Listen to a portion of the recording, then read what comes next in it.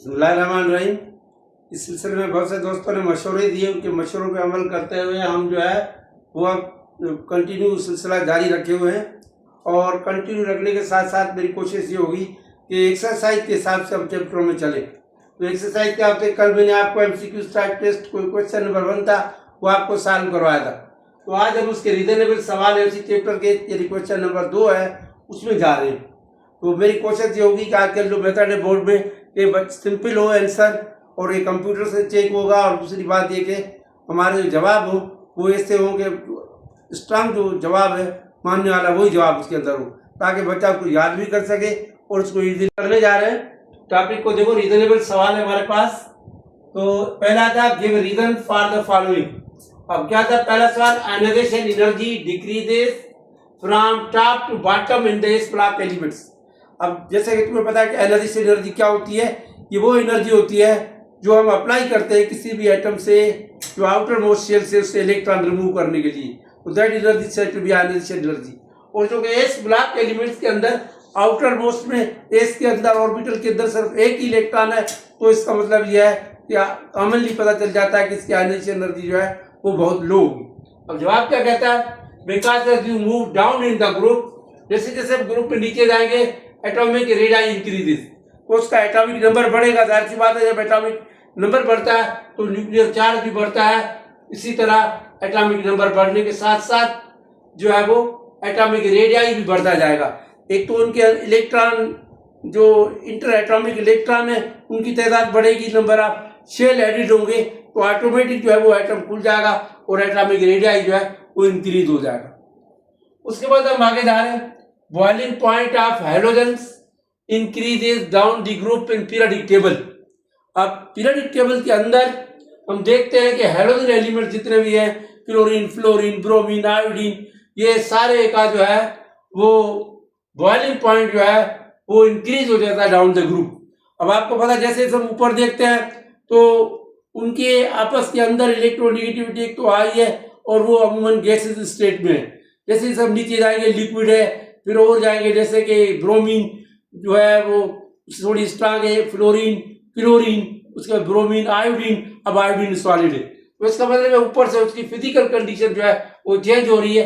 वो क्यों हो रही है, because of inter atomic attraction and physical state of the element. एक तो उसका फिजिकल स्टेट ऑफ एलिमेंट भी चेंज हो रहा है, ऊपर से उनकी एटॉमिक अट्रैक्शन भी बढ़ रही है इलेक्ट्रॉन के एडिशन से, प्रोटॉन की अट्रैक्शन से। तो ये इसका मेन रीजन है, ये इसका मेन जवाब है। उसके बाद हमारे पास तीसरे नंबर पर हम देखें, gallium has smaller atomic radius than aluminium despite being below the aluminium in group 3D। अब ये एल्युमिनियम के नीचे है तो होना ही चाहिए कि एल्युमिनियम के नीचे जो एलिमेंट है वो बड़ा होना चाहिए और उसके अंदर उसका एटॉमिक रेडियस भी बड़ा होना चाहिए।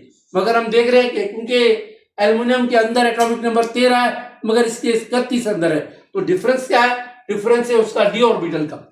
अब डी ऑर्बिटल बीच में आने की वजह से जो उसकी जो इसको कहते हैं पावर होती है जिसको हम कहते हैं डीकंट्रैक्शन ऑर्बिटल पैदा होता है जो कि जकड़ लेता है, क्लोज कर देता है। और 3D कंट्रैक्शन देखें आप, तो अगर इसका आउटर मोस्ट इलेक्ट्रॉन ले लेते हैं तो देखो इसमें 3D नहीं आ रहा है, आउटर इलेक्ट्रॉन 3s2 में और 3p में एक इलेक्ट्रॉन है। अलग इसके अंदर भी एक इलेक्ट्रॉन है मगर इसके अंदर 3D मौजूद है, 3D 4s2 4p। अब इसकी वजह से 3D कंट्रैक्शन पैदा होती है और ये इलेक्ट्रॉन थोड़ा दूर हो जाते हैं। तो ये कह रहा है कि इनके 3D अट्रैक्शन की वजह से ये अपना इलेक्ट्रॉन, प्रोटॉन भी बढ़ जाते हैं, तो अट्रैक्शन की वजह से साइज जो है वो गैलियम की निस्बतन एल्युमिनियम के कम है, जो कि हमारे पास shielding effect of d orbital की वजह से ये जो है रीजन पैदा होता है।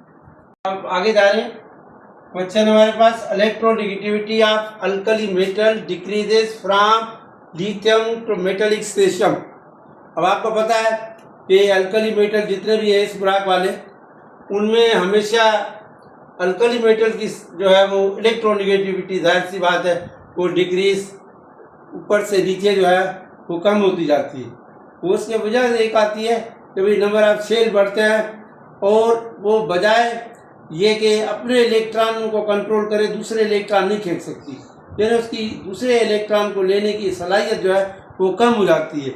क्योंकि इलेक्ट्रोनेगेटिविटी आपको पता है power of atomic nucleus that attract electron from any atom. तो इसका मतलब ये हुआ कि अल्कली मेटल हमेशा ऊपर से नीचे की तरफ जाएंगे इसके ग्रुप में, तो उनकी इलेक्ट्रोनेगेटिविटी वैल्यू जो है वो कम होती चली जाएगी because of increase of atomic number and atomic radii. अब यहाँ पर हमने देखा कि इंक्रीज ऑफ एटॉमिक नंबर भी बढ़ रहा है और एटॉमिक रेडियाई भी बढ़ रही है, जो कि हमारा रियल आंसर। उसके बाद अब हम क्वेश्चन नंबर 5 पर आते हैं। क्वेश्चन नंबर 5 जो है वो भी इससे रिलेटिव है। कह रहा है alkali metals are good conductors of electricity, यानी कि इलेक्ट्रिसिटी के गुड कंडक्टर क्यों हैं। ये तो आपको पता है कि अल्कली मेटल जितने भी हैं वो रैपिड ऑक्सीडेशन करते हैं, एकदम से करंट देते हैं, एकदम से इलेक्ट्रॉनों को अवॉइड करते हैं, निकालते हैं, क्योंकि उनके वैलेंस शेल में एक इलेक्ट्रॉन होता है। अब वो चाहते हैं कि इलेक्ट्रॉन निकल जाए और हम स्टेबल कंडीशन में चले जाए, लेकिन उनका रुझान इसी तरफ होता है कि हमारा इलेक्ट्रॉन मूव होता रहे, आउट हो जाए, निकल जाए, तो हम स्टेबल कंडीशन में जाए। तो यही रीजन है इसका भी कि कह रहा है because of least ionisation potential, यानी एक तो इनका आयनाइजेशन पोटेंशियल वैल्यू बहुत कम है, और दूसरा 1 electron in outermost shell. Outer electron most shell जो है वो इनका जो आउटर मोस्ट शेल है उसके अंदर एक इलेक्ट्रॉन है, तो वो इलेक्ट्रॉन खुद ब खुद वो रिमूव करना चाहते हैं, और यही वो रीजन है जिससे जो है वो इनका जो सलाहियत है अपना कंडक्शन ऑफ इलेक्ट्रिसिटी की वो बहुत हाई है। इलेक्ट्रॉन रिमूव करके, इलेक्ट्रॉन दे करके जो है वो फौरन ही जो है वो ऑक्सीडेशन स्टेट में चले जाते हैं, और ये वजह है कि कोई भी बैटरी के अंदर ऐसी इलेक्ट्रिकल कंडक्टिविटी चीज के अंदर जो है वो अल्कली मेटल इस्तेमाल नहीं होता। उसके बाद कह रहा है acidity of hydrogen halide increases from hydrogen fluoride to hydrogen iodide. अब हाइड्रोजन आयोडाइड जो है एक जो है वो हाइड्रोजन है और फ्लोरीन ये हाइड्रोजन एटम है, तो किसी के साथ भी हाइड्रोजन जब लग जाता है हाइड्रोजन के साथ तो हम उसको हैलाइड, हाइड्रोजन हैलाइड कहते हैं। और ये तो आपको पता है हाइड्रोजन जो है वो are nothing but is salt formers, जैसे तो ये साल्ट फार्मर कंपाउंड है वैसे भी हाइड्रोजन, और यहाँ पर हमें नजर आ रहा है तो ये ऊपर से नीचे बढ़ते हैं, क्योंकि ऊपर जो है सबसे ज्यादा हाई इलेक्ट्रोनेगेटिव एलिमेंट है पूरे पीरियोडिक टेबल में। सबसे ज्यादा जो इलेक्ट्रोनेगेटिविटी है वो फ्लोरीन की है 4, बाकी उससे ही निकलते हैं, कोई 3 है, फ्लोरीन 3.5 है, इससे जैसे जैसे आप जाएंगे कम होंगे, मगर इससे कोई ज्यादा नहीं। तो इसका मतलब ये सबसे टॉप पर है, हाईली इलेक्ट्रोनेगेटिव है, और ये हाइड्रोजन आयोडाइड इनमें आपस में लो पर है। तो जाहिर सी बात है इसमें से इलेक्ट्रॉन तो आसानी से निकाल लेंगे, ये हाइड्रोजन प्रोटॉन को फौरन ही डोनेट कर देगा।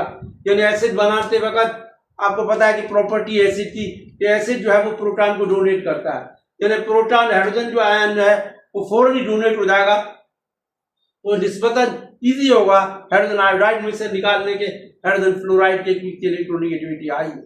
ये भी है कि जैसे जैसे ऊपर से नीचे जाएंगे तो उनकी एसिडिटी की सलाहियत इंक्रीज होती जाएगी। तो अब हमें ये कह रहे हैं कि because of decrease of EN value and least bond energy between hydrogen and hydrogen atom. अब हाइड्रोजन और हाइड्रोजन एटम की जो बॉन्ड बनता है इलेक्ट्रोनेगेटिविटी डिफरेंस की वजह से वो वीक बनता है, जबकि ऊपर जाते हैं तो स्ट्रांग बनता है। हाइड्रोजन फ्लोराइड के साथ हाई बॉन्ड एनर्जी है, बॉन्ड एनर्जी बहुत स्ट्रांग है, उसका बॉन्ड ब्रेक करना भी मुश्किल है, जबकि नीचे वाला जाओ तो वैसे वो बहुत ईजी है, तो है प्रोटॉन जल्दी निकलेगा और एसिडिटी करेक्टर जो है वो इंक्रीज होता जाए। उसके बाद हम देखते हैं कि fluorine is the strongest oxidising agent. अब ऑक्सीडाइजिंग एजेंट जो होता है जो किसी भी एलिमेंट का ऑक्सीडेशन नंबर जो है वो इंक्रीज कर दे। अब इंक्रीज कैसे करेगा, इससे फौरन इलेक्ट्रॉन ले लेगा। क्यों लेगा, इसलिए लेगा कि उसके पास ताकत है, इसको आप इलेक्ट्रोनेगेटिविटी कहते हैं, और इस ताकत से वो इलेक्ट्रॉन को अपनी तरफ खींचता है। तो साफ नजर आ रहा है कि जब उसके अंदर इतनी शिद्दत के साथ ताकत है कि वो इलेक्ट्रॉन को अपनी तरफ खींच सकता है, तो जाहिर सी बात है ये इसको जो है वो हाई इलेक्ट्रोनेगेटिविटी वैल्यू उसकी की होगी, और so it oxidising any element को करेगा, और व्हेन इट रिएक्ट, तो ये जब किसी का रिएक्शन करेगा तो ये होगा। यही वजह है कि हाइड्रोजन फ्लोराइड जो है, हाइड्रोफ्लोरिक एसिड जो है वो शीशे के ऊपर मार्किंग के लिए भी इस्तेमाल होता है, जिसको इचिंग एजेंट कहते हैं। अक्सर तौर पर ये एमसीक्यू द्वारा में सवाल होता है कि which compound is called etching agent. तो इसी के एजेंट जो है वो कंपाउंड है हाइड्रोफ्लोरिक एसिड। ठीक है भाई, तो ये याद रखने की चीज है, आप लोग इसकी फोटो बना लें ताकि आप जो है वो आपको बाद में ये काम आ सके।